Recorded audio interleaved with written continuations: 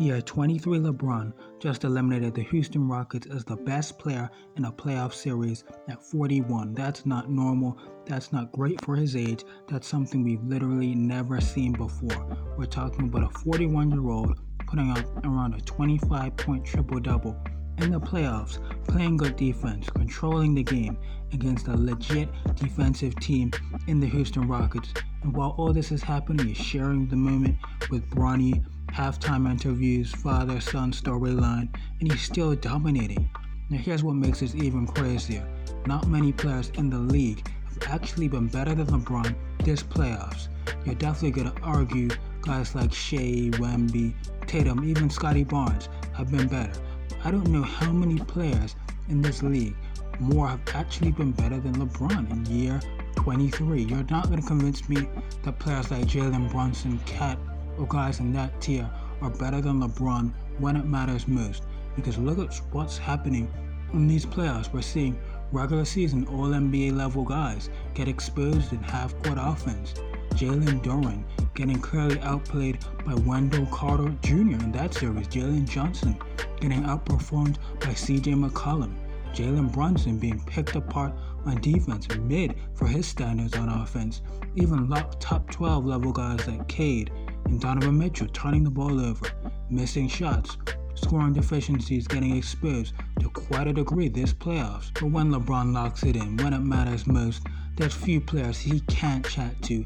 I'll say that. Even his shooting tells the story.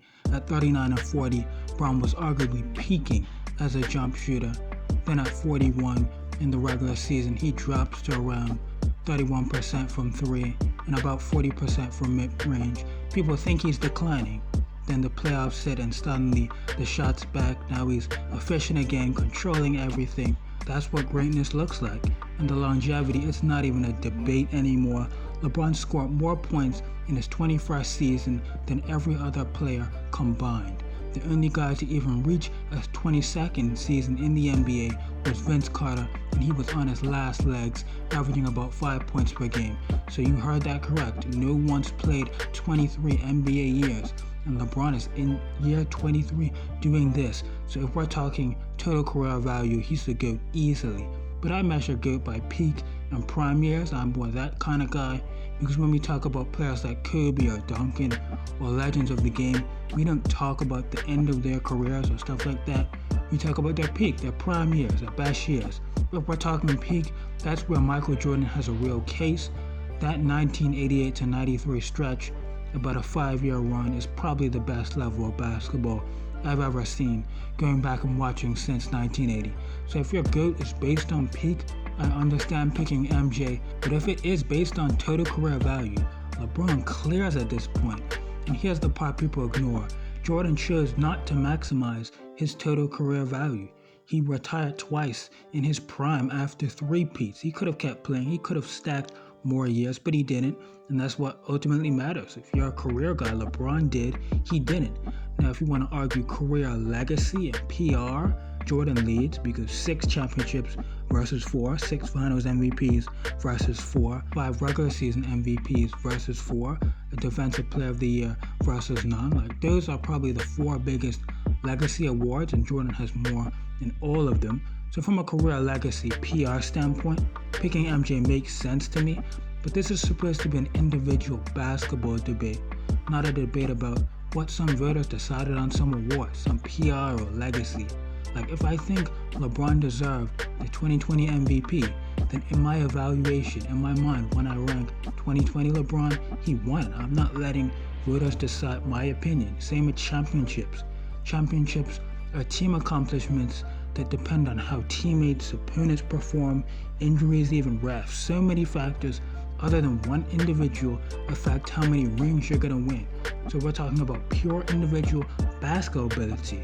Peak versus peak, I still tend to lean Jordan, although I think the gap is about 1%. But career value, it's LeBron, and it's not close.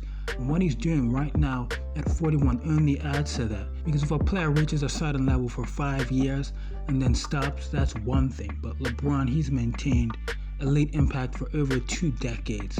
That's the greatest longevity in sports history by far. But there's another layer people ignore when they talk about legacy, PR. Take someone like Carmelo, he's top 5 all-time in career points, but nobody really treats him like that historically. Why? Because he doesn't have the championships. He doesn't have the finals MVPs.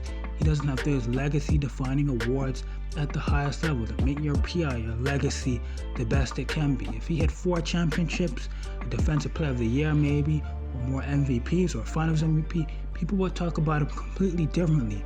That's the point. Things like total points, all-star appearances, all-NBA teams, the accomplishments LeBron compiled more of over his career compared to Jordan, they matter for legacy PR, but they don't hit the same as the biggest legacy awards.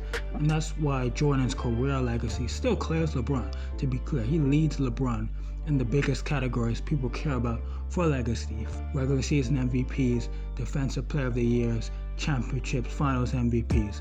But that's legacy PR stuff. Career, just basketball performance should be what matters. This is a basketball debate, isn't it? It's where we analyze individual basketball play, things on Wikipedia or team accomplishments that involve so many factors outside of one's control. It's for a casual way of analyzing the game, in my opinion.